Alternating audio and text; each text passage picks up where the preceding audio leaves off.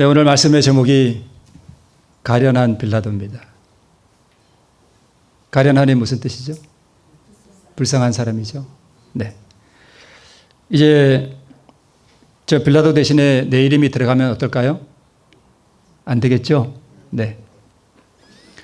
예수님께서 십자가 처형을 받으실 때에 지금 예수님을 손가락질하는 이 사람이 빌라도고요. 붉은 옷을 입은 분이 우리 예수님이십니다. 본디오 빌라도 AD 26년부터 36년까지 로마 정부에서 보낸 유대 총독이었죠. AD 31년에 예수님을 처형하도록 승인했던 사람입니다. 성격은 우유부단했고요. 심지가 약하고 또 연약했던 인물로 보입니다. 그의 마음 가운데 드는 양심의 확신을 무시하고 공의를 저버리고 무죄한 이를 죽음에 넘겨버렸습니다. 이후에 비참한 삶을 살다가 종말을 맞았다라는 전승이 내려옵니다. 우리 교육 57페이지에 보면 인류의 가장 큰 결핍은 인물의 부족이다. 그 인물이란 매매되지 않는 사람, 심령이 진실하고 정직한 사람, 죄를 그대로 죄라고 부르기를 두려워하지 않는 사람, 마치 나침반의 바늘이 틀림없이 남북을 가리키듯이 양심이 그 의무에 충실한 사람. 비록 하늘이 무너질지라도 옳은 일을 위하여 굳게 서는 그런 사람들이다 라고 기록하고 있습니다. 그런데 이 말씀에 비추어 보면 빌라도는 어떤 사람 같아요? 여기에 전혀 부합하지 않는 것 같습니다. 하늘이 무너질지라도 옳은 일을 위하여 굳게 서야 되는데 빌라도는 그렇지 못했습니다. 네. 자, 모든 사람들에게 구원의 기회가 주어집니다. 오늘 특별히 우리 새로 나오시는 세 분 제가 그런 말씀 드렸습니다. 하나님께서 우리 세 분 너무너무 사랑하셔서 영원한 그 불멸의 생명을 주시기 위해서 부르셨다고 이렇게 말씀을 드렸습니다. 모든 사람들에게 하나님께서는 구원의 기회를 허락해 주십니다. 자, 그런데 이 빌라도는 참 부족한 사람이었습니다. 아주 세속적이고 또 마음이 굳은 그런 마음을 가진 총독이었지만 하나님께서 이 빌라도도 사랑하셔서 그에게 구원의 또 은혜의 기회를 하나님께서 주셨습니다. 서기 31년 봄, 꼭 요즘 같은 때입니다. 네, 6월절 그날에 빌라도의 영원한 운명이 그날 결정이 됐습니다. 그 하루에 결정이 됐습니다. 그 한 날, 그 한 시간의 선택, 이때 빌라도가 정말 하늘이 무너질지라도 공의를 위해서, 옳은 일을 위해서 그가 굳게 섰더라면 그가 얼마나 그의 운명이 달라졌을까라는 생각을 우리가 해보게 됩니다. 그때 이후로 2000년간 이 빌라도는 예수님을 처형한 인물로 수많은 우리 기독교인들의 입술에 오르내린 이름이 됐습니다. 참 가련한 사람입니다. 그 이름이 빌라도입니다. 우리 찬송가 305장 나 같은 죄인 살리신이라고 하는 제가 참 좋아하는 그런 노래인데 2절 후반부에 보면 이런 가사가 있습니다. 나 처음 믿은 그 시간 귀하고 귀하다.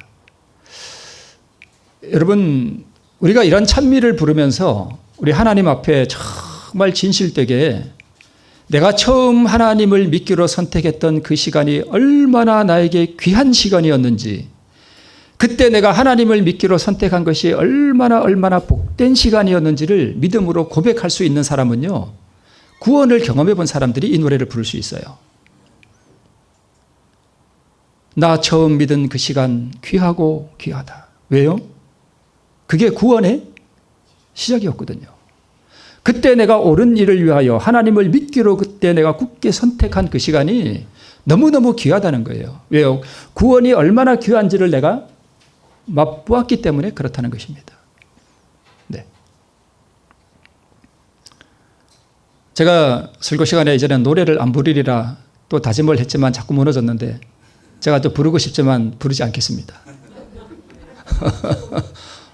부르면 좋아요. 좋아요. 강원도 사투리로 좋아요. 네.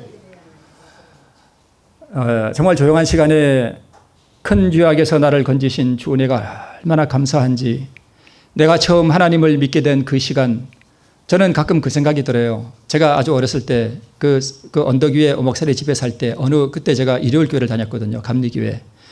그날 제가 스스로 교회 갔어요. 왠지 나 오늘 교회 가야지 이러면서 교회를 갔다니까요. 물론 그 위에 저도 많이 지었지만 가끔 그 생각이 납니다. 그때 내가 왜 그런 선택을 했을까? 네.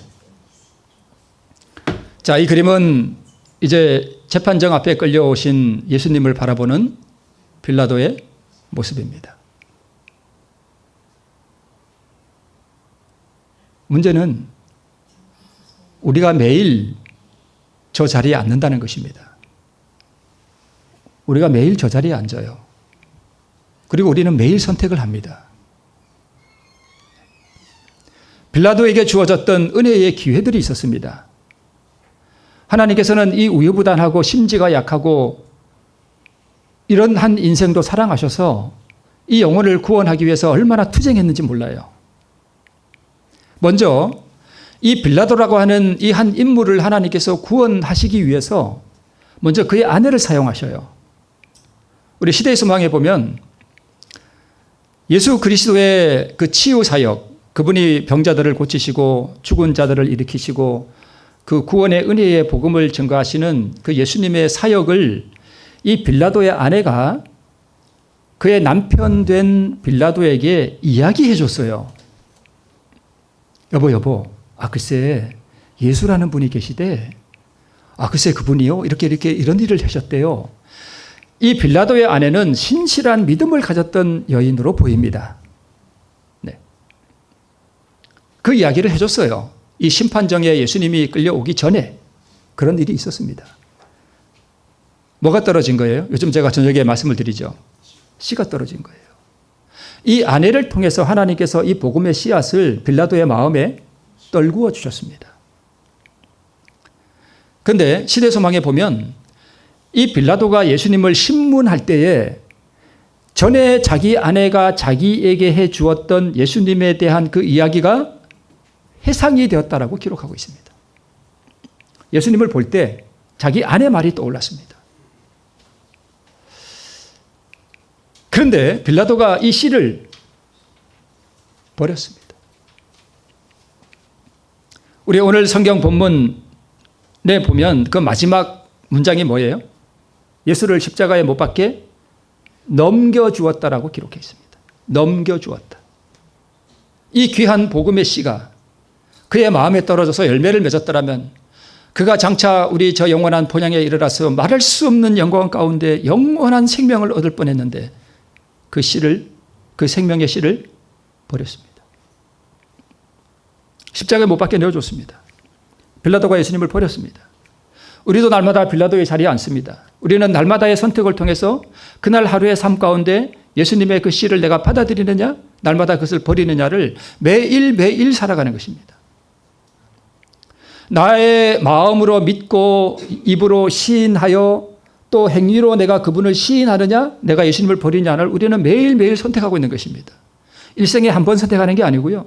우리는 매일 이 선택을 하고 매일 이 빌라도의 자리에 앉아서 이 복음의 씨를 내가 버리느냐, 내가 살리느냐를 우리가 결정하며 살아갑니다. 그래서 구원이라고 하는 것은 어느 한 날의 선택도 참 중요하지만 매일매일이 더 중요합니다. 예수님의 제자들은요, 내 목숨 건지기 위해서 예수님 다 버렸습니다. 그럼 빌라도와 이 제자들의 차이는 뭘까요? 예수님의 제자들은 목적 방향성은 확고했어요. 예수님을 쫓아가고자 하는 그러한 열의를 가지고 계속해서 예수님을 쫓아가는 중에 한순간의 실수였을 뿐이에요. 빌라도와 다릅니다. 우리가 실수할 수 있습니다. 자, 이미 그의 아내를 통해 뿌려졌던 이 귀한 생명의 씨가 빌라도의 마음밭에서 뭐 해버린 거예요? 썩어버렸습니다. 그는 이 씨를 부활시키지 못했습니다. 이 발화시키지 못한 거예요. 씨가 밭에 떨어지는 것도 중요하지만 그 씨를 향한 마음의 상태가 더 중요합니다. 즉 받은 씨를 내가 어떻게 취급하느냐가 우리의 운명을 결정해요. 이 그림은 이제 구약 시대에 엘리야가 승천하고 난 다음에 불병거를 타고 승천했죠.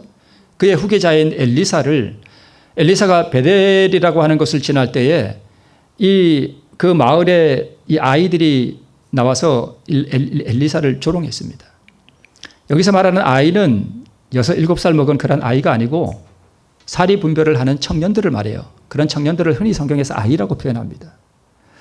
이 아이들이, 수많은 아이들이 나와서 뭐라고 외쳤는가 하면 대머리야 올라가라. 대머리야 올라가라. 아마 저보다 더 뺏겨졌던 것 같아요. 엘리사가 대머리였던 것 같아요. 그러니까 엘리야가 올라갔던 것처럼 너도 올라가라고 조롱했습니다. 엘리사가 성령에 충만했던 감동을 받고 이 아이들을 저주했습니다. 어떤 이들은 아니 하나님이 사랑이신데 어떻게 좀 조롱했다고 그렇게 아이 42명을 암콤 2마리가 나와서 찢도록 허락하셨는가? 하나님이 과연 사랑의 하나님인가? 이렇게 의아해하는 분들도 계십니다. 그런데 이 아이들이 왜 그랬을까요? 왜 대머리에 올라가라 그랬을까요? 어디서 배웠을까요? 집에서 부모들이 하는 말을 따라한 거예요. 이 아이들 누가 죽인 거예요? 부모들이 죽인 거예요. 뭐를 무시한 거예요? 그들의 마음속에 떨어진 씨를, 이 복음의 씨를 어떻게 취급하느냐가 나의 운명을 결정하고 내 가족들의 운명을 결정한다는 거예요. 무서운 심판 이후에 감히 엘리사를 그 다음부터 조롱하는 이가 없었습니다. 우리 교회정원 5권에 이렇게 기록하고 있습니다. 그 후에, 즉 이 아이 42명이 암콤 2마리가 나와서 찢은 후에 엘리사는 자신의 사명을 수행하는데 더 이상의 어려움이 없었다. 50년 동안 그는 베델의 성문을 출입하며 이 도시에서 저 도시로 왕래하면서 가장 악한 무리들과 무례한 게으름뱅이들과 방종한 젊은이들 사이를 지나다녔지만 아무도 그를 조롱하거나 지극히 높으신 분의 선지자로서의 그의 자격을 무시하지 않았다. 만약 이 사건이 없었더라면 엘리사가 가는 곳마다 조롱하고 복음 사역이 될까요? 안 될까요? 안 됩니다. 만약 이것을 심판하지 않고 그냥 두었더라면 엘리사의 사역은, 엘리사는 여기 나온 대로 그 조롱을 그대로 지나버렸을 것 같으면 그는 조소를 받고 욕을 듣고 심지어 폭도들에게 살해됐을 것이다. 그리하여 큰 위기를 당한 나라를 교훈하고 구원하기 위한 그의 사명은 실패로 끝나게 되었을 것이다 라고 기록하고 있습니다. 이것 때문에 하나님께서 심판을 허락하신 거예요. 만약 이것이 없었더라면 이스라엘 나라가 많은 사람들이 42명 아니라 420년 4,200명이 죽었을지도 모릅니다.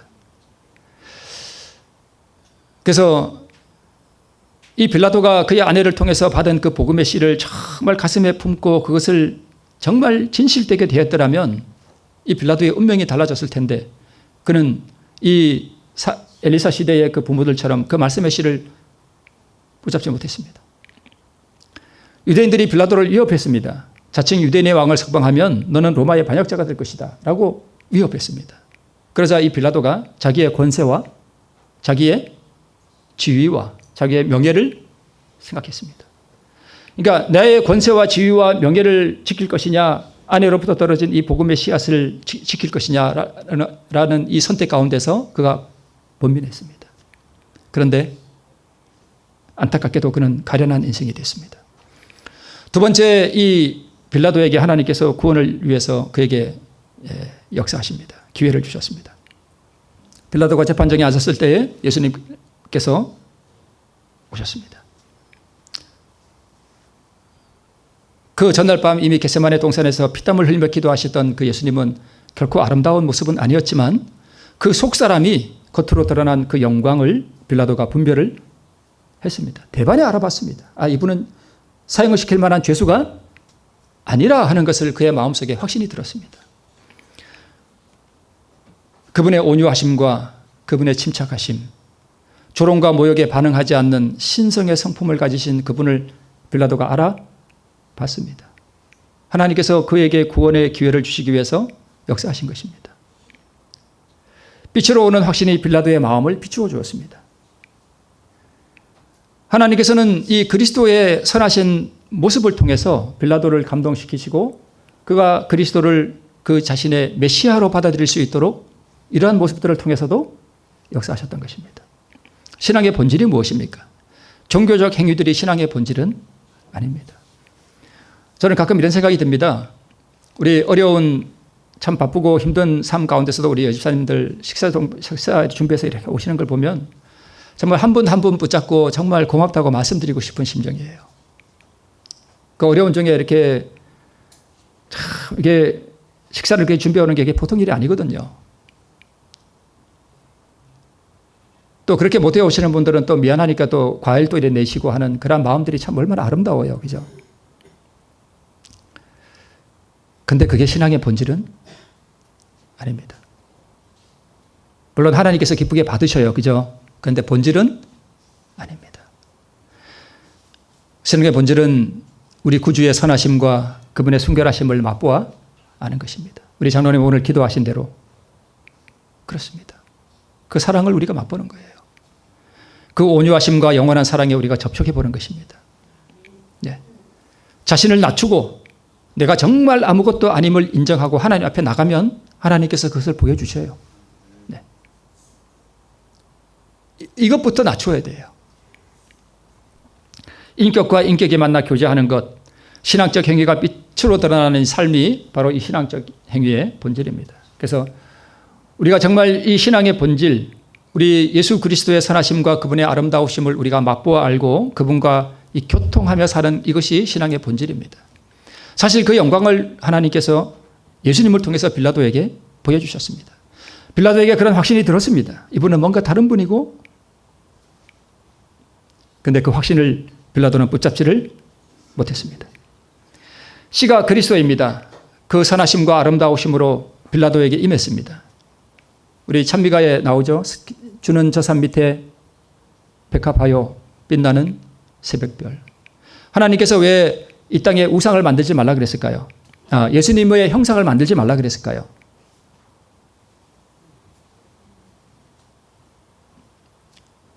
예수님을 비할 만한 것이 이 땅에 있을까요? 없을까요? 없어요. 비할 만한 게 없어요. 그분은 영원한 신성을 가지신 분이고 이 땅에 있는 것들은 다 그분이 만드신 하찮은 것들이에요. 이 땅에 있는 어떤 것으로도 하나님의 형상을 대신할 수 있는 게 없다고요. 그래서 만들지 말라 그러신 거예요. 이 땅에 있는 무엇으로 이게 하나님이다라고 만들면 이게 신성모독이에요. 신성모독이에요. 주는 저 산 밑에 백합하여 빛나는 새벽별, 이 땅 위에 비길 것이 없도다. 이게 우리 마음속에 깊이 감동이 될 때, 그리고 그분과 우리의 인격과 인격이 만나서 교제할 때, 그게 우리 신앙의 본질입니다. 그분의 순결하심, 나의 모습과 대조하여 그분의 영광이 우리의 마음밭을 준비시키는 게 아니겠습니까? 빌라도의 마음에 이 확신이 이르러왔습니다. 그는 강도나 사마리아 여인같이 자기 확신을 인정하는데 매우 더뎠습니다. 그에게 은혜의 기회가 지나가 버립니다. 세 번째는 성령께서 이 빌라도의 마음을 준비시키기 위해서, 구원시키기 위해서 역사하시는데요. 구주의 선하심과 아름다우심에 대한 확신, 무지한 분이라는 확신, 성령께서 빌라도와 투쟁하셨어요. 어떻게 하도록요? 얘야, 너의 마음에 확신이 드는 그것을 따라 옳은 일을 위하여 굳게 서라! 라고 성령께서 그의 마음에 역사하시고 감동하셨어요. 시대서막에 그렇게 기록되어 있습니다. 빌라도는 예수님을 자기 곁으로 가까이 오게 해서 내가 유대인의 왕이냐라고 다시 물었다. 예수께서는 직접적으로 이 질문에 대답하지 않으셨다. 그분은 성령께서 빌라도와 투쟁하는 것을 아시고 그가 자기에게 대한 확신을 가질 수 있는 기회를 갖도록 하셨다. 예수님의 눈에는 성령님이 보이실까요? 보이시죠? 빌라도의 마음이 자기가 받은 그 확신을 따라서 행하도록 성령께서 그의 마음과 이게 투쟁하고 계시는 걸 예수님은 보셨습니다. 성령께서 이 빌라도를 구원하기 위해서 지금 투쟁하고 있습니다. 빌라도에게 구원의 기회를 주시는 거예요. 우리 모든 사람들에게 그런 구원의 기회를 하나님께서 주십니다. 자기의 확신을 표현하고 내가 보니 당신은 메시아이십니다. 이 표현만 한번 했더라면 빌라도의 운명이 어떻게 달라졌을까? 의를 위해 굳게 서도록 투쟁하셨습니다. 그래서 사람이 마음으로 믿어 의에 이르고 입으로 시인하여 구원에 이른다라고 말씀하고 있습니다. 그런데 밖에 잡다한 세상의 소리들이 그리스도에게 주목하고 진리에 관심을 갖는 것을 계속 방해했습니다. 우리도 마찬가지예요. 우리도 매일 빌라도의 자리에 앉지만 우리가 얼마나 세상의 소리들이 우리에게 시끄럽습니까?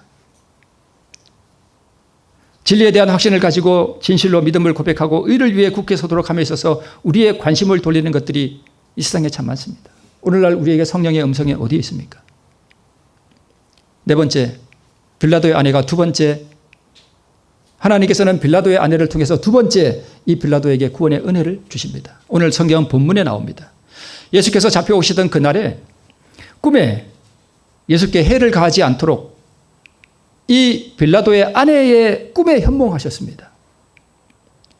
현몽하심은 예수님을 구원코자 함이 아니라 누구를 구원코자 함이에요? 빌라도를 구원코자 하기 위해서 하나님께서 빌라도의 아내의 꿈에 현몽하셨습니다. 꿈에 무슨 꿈을 꿨는지는 모르겠습니다. 근데 아마 이 빌라도가 예수님을 재판에 이렇게 십자가에 처형하도록 내어주는 그러한 꿈을 꾸지 않았나 싶어요. 그리고 자기가 믿는 그 선하신 분, 그 예수님, 그 메시아 되신 그분을 처형하는 것에 대해서 애를 많이 태운 것 같습니다. 그래서 꿈이 깨고 난 다음에 이 빌라도의 아내가 편지를 썼습니다. 글을 써가지고 빌라도의 이 부하들에게 이 편지를 보냅니다. 보내서 자기 남편에게 보냈습니다. 그래서 우리 오늘 본문에 나왔듯이 마태복음 27장 19절에 총독이 재판자리에 앉았을 때 그 아내가 사람을 보내어 가로되 저 옳은 사람에게 아무 상관도 하지 마옵소서. 오늘 꿈에 내가 그 사람을 인하여 애를 많이 썼나이다 하더라. 하나님께서는 이 빌라도에게 옳은 선택을 하도록 하기 위해서 그 아내의 꿈에 나타나시고 편지를 쓰게 하시고 사람을 보내어서 이 편지를 빌라도에게 보내서 빌라도가 옳은 일을 위해 굳게 서도록 그에게 재촉하셨습니다. 여러 가지 방법들을 통해서 여러 가지 말씀들을 통해서 이 빌라도에게 역사하셨습니다. 그런데 연약하고 우유부단한 빌라도, 하나님께서는 이 빌라도를 구원하기 위해서 그의 아내가 쓴 쪽지를 남편에게 전달하게 하셨습니다. 이 편지를 받은 빌라도의 얼굴이 창백해졌습니다. 얼굴이 창백해졌어요. 공의와 양심 사이에서 떨고 있는 가련한 빌라도의 모습을 우리가 지금 보고 있습니다. 진짜 떨었습니다. 손을 이렇게 떨었어요. 시대소망이 그렇게 나옵니다. 떨었어요. 얼굴이 창백해졌다 그랬습니다. 어떻게 할 것인가? 이게 정말 어려운 선택이거든요. 잘못하면은 로마의 정부의 반역자로 몰려서 처형당할 수도 있고 자기가 관직에서 쫓겨날 수도 있고 엄청난 사건이 벌어진 거예요.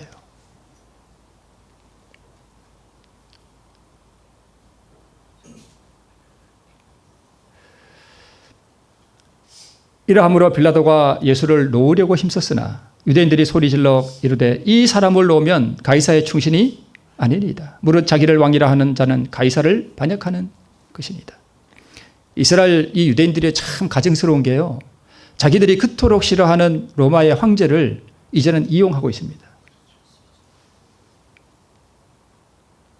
세속적 이익과 양심 사이에서 번민하는 가련한 빌라도의 영혼을 우리가 보고 있습니다. 놓으려고 힘은 쓰는데 우유부단한 베드로가 선택을 못하는 거예요. 결정을 단호하게 못하는 거예요. 사단의 무서운 위협이 하나님께서는 그의 아내와 예수님의 모습과 성령과 또 두 번째 그의 아내의 편지를 통해서 빌라도를 구원하기 위해서 역사하는데 사단은요. 유대 백성들을 통해서 빌라도를 압박하고 있는 것입니다. 지금 이 투쟁이 벌어지고 있는 거예요. 사실 이게 오늘날 우리의 모습입니다. 우리도 흔히 이런 상황 가운데서 우리가 살아갑니다. 예수를 왕으로 인정하지 않습니다. 그러니까 이스라엘 백성들의 마음에도 이 예수님이 자기들의 왕이라는 게 싫어요, 좋아요? 싫은 거예요. 그게 싫은 거예요.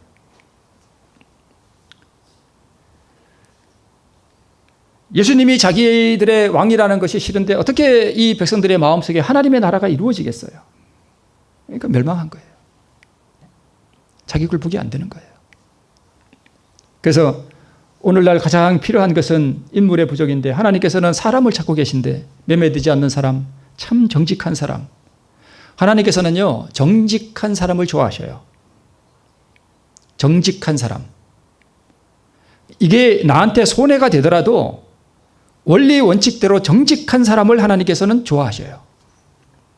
나한테 이게 조금 이득이 된다고 이걸 이렇게 바꾸고 이걸 이렇게 바꾸는 사람 하나님 아주 싫어하셔요. 정직하게 중심에 서 있는 사람. 우리가 그렇게 해야 됩니다. 마치 나침반의 바늘이 틀림없이 남북을 가리키는 것처럼 내 양심이 이것이 아니다 그러면 하지 않고, 하늘이 무너질지라도 옳은 일을 위하여 굳게 설 수 있는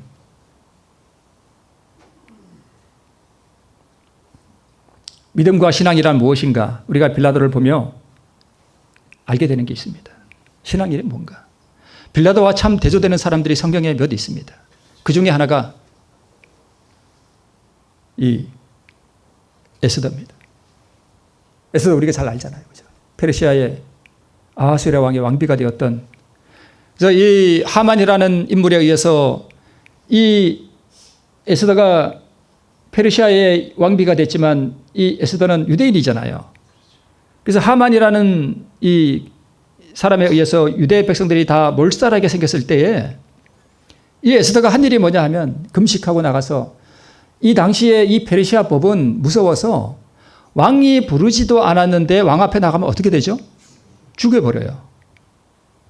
죽여요. 그게 자기 왕비라 할지라도 부르지도 않았는데 함부로 나갔다 그러면 다 죽습니다. 왜냐하면 이 당시에는 뭐 제 생각일 뿐인데 뭐 당할까 봐요. 그럴까요? 암살 당할까 봐 그런 것 같아요.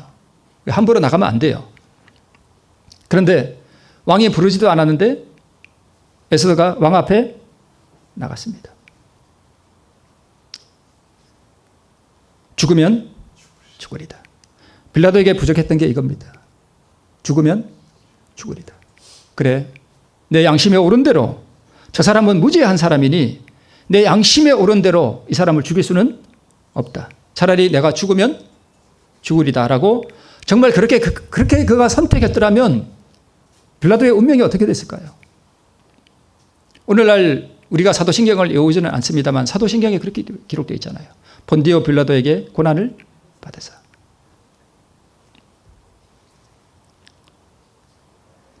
또 하나의 인물이 있습니다. 누군지 모르시죠?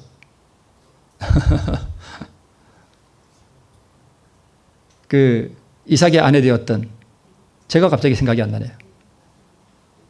아, 리브가. 네, 리브가. 리브가. 자, 아브라함이 자기 종 엘리에셀을 보냈죠. 하란에 보내가지고 그 자기 아들 된 이삭의 아내를 구해오도록 하잖아요. 엘리에셀이 갔습니다. 그래서 우물에서 만나죠. 그래서 그 다음 날 이 엘리에셀이 가겠다는 거예요. 그죠? 그러니까 라반이 어떡하죠? 뭘 그래 벌써 가냐? 한 열흘이나 있다 가지. 아니 자기 딸을 계속 데리고 있다가 어떤 사람이 와서 데리고 이역 말리 간다는데 어떻게 해요? 어떤 아비가 그걸 좋아하겠어요? 간다니까 이게 그럼 물어보자. 얘가 가겠다고 하냐 안 하냐 물어보자 했습니다. 그래서 내가 이 사람과 함께 가려느냐 하고 물었습니다. 그때 리브가가 뭐라고 대답하죠? 가겠다 했습니다. 이게 뭘 의미합니까? 이 리브가의 친구들이 다 어디 있어요? 다 거기 살잖아요. 자기 엄마 아빠가 다 거기 있잖아요. 낯설고 물설은 이역 말리, 자기가 보지도 못한 어떤 사람에게 아내가 되기 위해서 지금 가야 되는데 이게 자기를 완전히 버리는 거예요. 자기를 완전히 포기하는 거예요. 그러니까 빌라도에게 부족했던 게 뭐냐 하면 이걸 못한 거예요. 이걸 못한 거예요. 가겠나이다. 내가 옳은 일을 위하여 내 양심이 시키는 대로, 내 양심이 가라 하는 대로 가겠습니다. 이걸 못한 거예요. 이것이 빌라도의 운명을 영원히, 그래서 가련한 인생이 됐습니다. 또 하나의 인물이 있습니다. 오르반은 그 신에게로 돌아갔지만 룻은 그 시어미를 붙여쳤습니다. 여기 이렇게 기록하고 있습니다. 룻이 가로되 어머니께서 가시는 곳에 나도 가고 어머니께서 유숙하시는 곳에 나도 유숙하겠나이다. 어머니의 백성이 나의 백성이 되고 어머니의 하나님이 나의 하나님이 되시리니. 그러니까 이 룻도 자기 고향이 모압 아니에요. 거기 다 친구들이 있고 가족들이 있고 자기 다 그 정든 고향이 그 모압 땅 아니에요. 그래서 지금 나저그 물설은 이스라엘 땅으로 가는 거 아니에요. 누구만 보고요? 그 어머니, 그것도 친어머니도 아니고 누구요? 시어머니가 뭐 좋아요? 갑자기 저희 집사람이 생각나네요. 옛날에 저희 명절 때마다 친정집에 간다 그러면 그렇게 좋아가지고 노래를 부르면서 가는데 저희 동해 갈 때는 어떻게 하는지 아세요? 심해요. 시어머니 좋아하는 사람 누가 있어요? 저기 시댁 간다 그러면 어디 저 도살장 가는 소같이 갔다 항상 그랬어요. 이거 나쁘게 말하는 거 아닙니다. 네.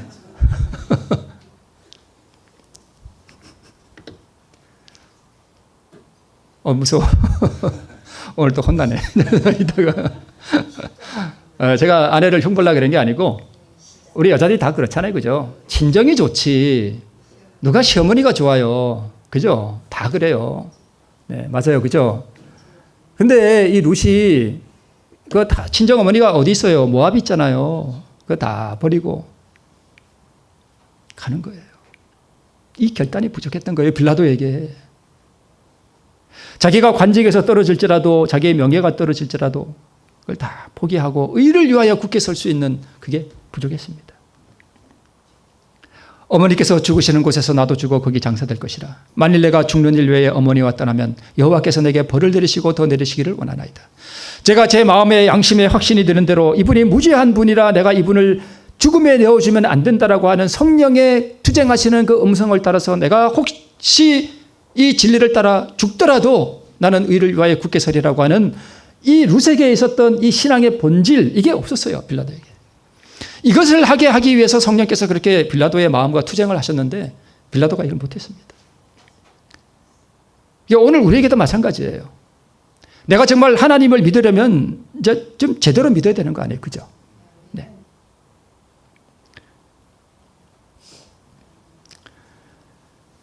만일 내가 죽는 일 외에 어머니와 떠나면 여호와께서 내게 벌을 내리시고 더 내리시기를 원하나이다. 나오미가 룻의 자기와 함께 가기로 굳게 결심함을 보고 그에게 말하기를 그치다 라고 성경에 기록되어 있습니다.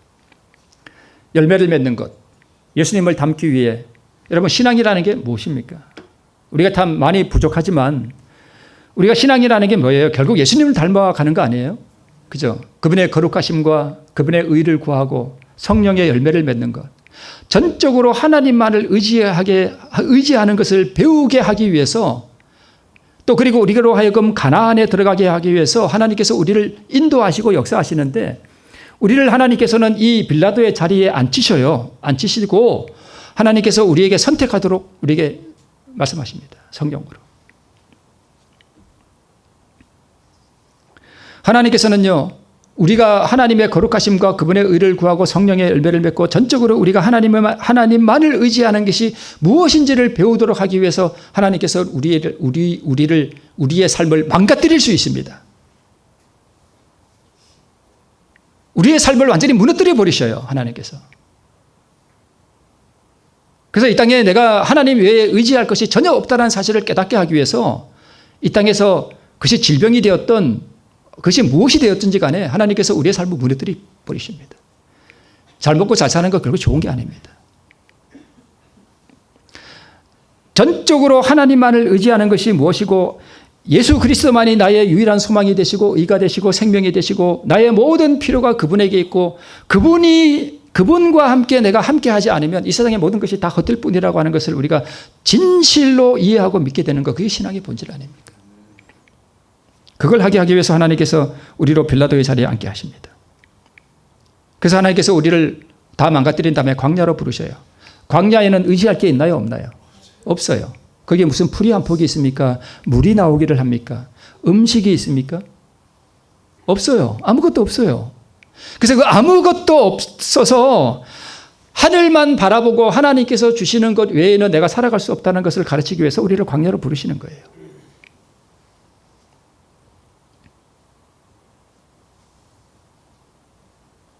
그것이 내 남편이 되었던, 내 아내가 되었던, 내 자식이 되었던, 내 이웃이 되었던, 내 형제가 되었던, 그것이 무엇이든지 간에, 그것이 재물이 되었던,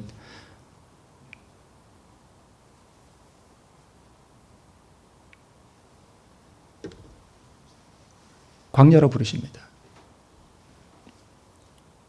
하나님께서는 모든 사람을 광야로 부르시는데, 우리가 정말 하나님만을 의지하게 하기 위한 그러한 길로 가기를 원하시면 하나님께서 우리를 부르시는 그 광야로 가는 걸 부정해서는 안 됩니다.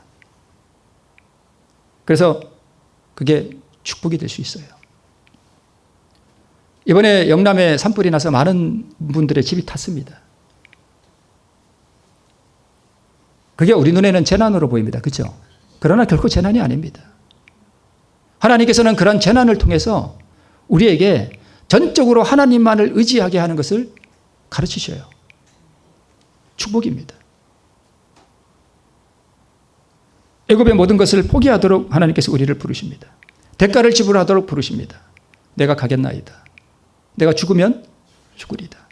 어머니께서 가시는 곳에 나도 가고 어머니께서 죽으시는 곳에서 나도 죽어 거기 장사될 것이라 라고 하는 이게 신앙이에요. 여기에 미치지 못하는 것은 신앙이 아닙니다. 여기에 미치지 못하는 것은 구원이 아니에요. 빌라도는 이 결단을 내리지 못하고 멸망했습니다. 그래서 빌라도는 가련한 인생이에요.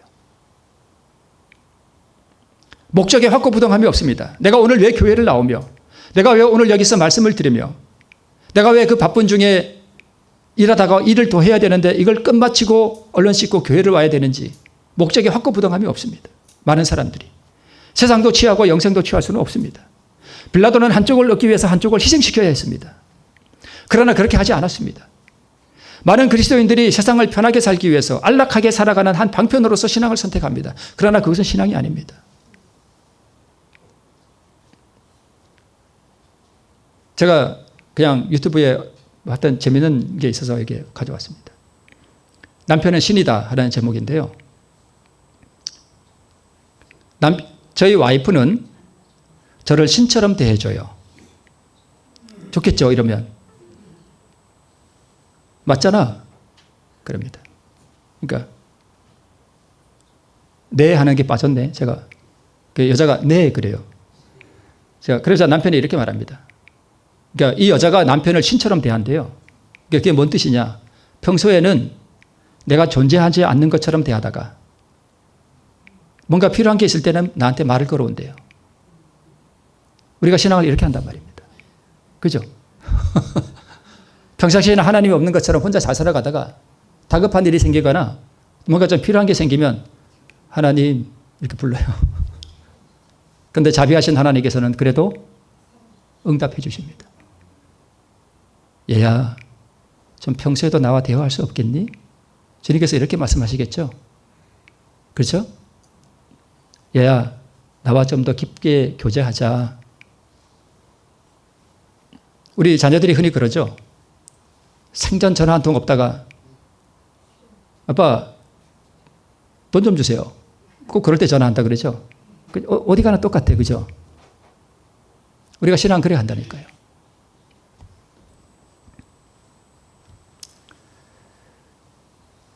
그래서 여호수아 24장 15절에 너희 섬길 자를 오늘날 택하라 라고 말씀합니다. 나의 모든 필요가 하나님께 있습니다. 이걸 어떻게 배우겠습니까? 왜 부유한 나라들에서 교회가 사라져 갑니까? 필요한 게 다 있거든요. 애굽에 살거든요. 그러나 하나님과의 관계가 방금 나온 그 영상에 나온 평상시에는 하나님이 안 계신 것처럼 살아가다가 그런 관계는 아니잖아요. 그렇죠? 하나님께서 원하시는 것, 나의 거룩함과 의로움과 전적인 신뢰를 배우도록 하기 위해서 목숨도 불사하는 확고한 원칙으로 주님을 따르기를 우리 주님께서는 원하십니다. 빌라도는 걱정했습니다. 내가 만약 이 오른편을 위해서 선택하면 로마 정부에 파면을 당할 텐데 그러면 나는 뭐 먹고 살지? 나는 이제 어디 가지? 장래가 염려가 됐습니다. 자기의 권세를 잃어버릴지도 모를 일이었습니다. 양심의 확신 사이에서, 이 둘 사이에서, 이 양심의 확신 사이에서 떠밀려 요동하는 가련한 빌라도의 모습을 오늘 우리는 보고 있습니다. 우리 눈에 보이는 듯합니다. 오늘 우리의 모습 아닌가 우리가 비교해 볼 수 있습니다. 아론은 어떻습니까? 우리 아이랑 말씀 교제를 나누다가 우리 부조와 선지자에 보니까 아론이 왜 금송아지 만들었습니까? 이때 금송아지를 만들자라고 이 사람들이 우상을 만들자고 이렇게 막 했어요. 그래서 어떤 사람들이 왜 그렇게 우상을 만드느냐라고 이제 대적했습니다. 우상 만들지 못하게. 이랬을 때 이 우상 만들자고 한 사람들이 일부가 우상을 반대했던 사람들을 죽였습니다. 부조 선지자에 그렇게 나와요. 죽였어요. 아론이 겁날까요? 겁 안 날까요? 겁나죠. 잘못하다 누구도 죽어요. 이거 우상을 만들면 안 된다라고 하니 금방 말씀하셨는데 왜 만드냐 하라고 했다가 아론이 자기가 죽을지도 몰랐습니다.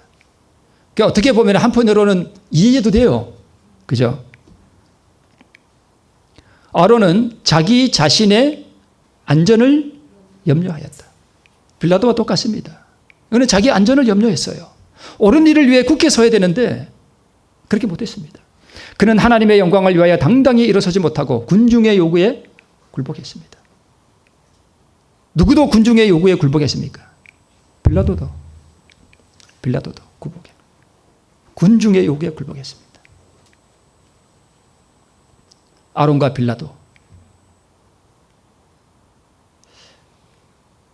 빌라도는 면피용으로 예수님을 헤롯에게로 보냅니다. 책임 회피하는 거죠. 적극적으로 예수님의 무죄를 공언하고 석방했어야 했는데 사단에게 끌려다니는 우유부단함이 그를 패망시켰습니다. 빌라도라는 한 영혼을 두고 벌이는 사단과 하나님과의 투쟁을 우리는 보고 있습니다. 사단은 대제사장과 폭도들을 통해서 역사하고 성령께서는 그 자신과 예수님과 빌라도의 아내를 통해서 그를 구원하기 위해서 역사하는 은혜의 기회를 주시는 모습을 우리가 보고 있습니다. 양심의 확신을 따라 공의를 향할 것을 성령께서는 그의 양심에 촉구하셨습니다. 정치적 타협, 대중의 분노를 진정시키려는 계산이 그의 마음 가운데 떠올랐고 권세와 부와 지위에 대한 염려로 흔들거리는 가련한 영혼 빌라도를 우리는 보고 있습니다. 우리는 날마다 빌라도의 자리에 앉습니다. 예수는 채찍질하고 십자가에 못 박히게 넘겨주었습니다.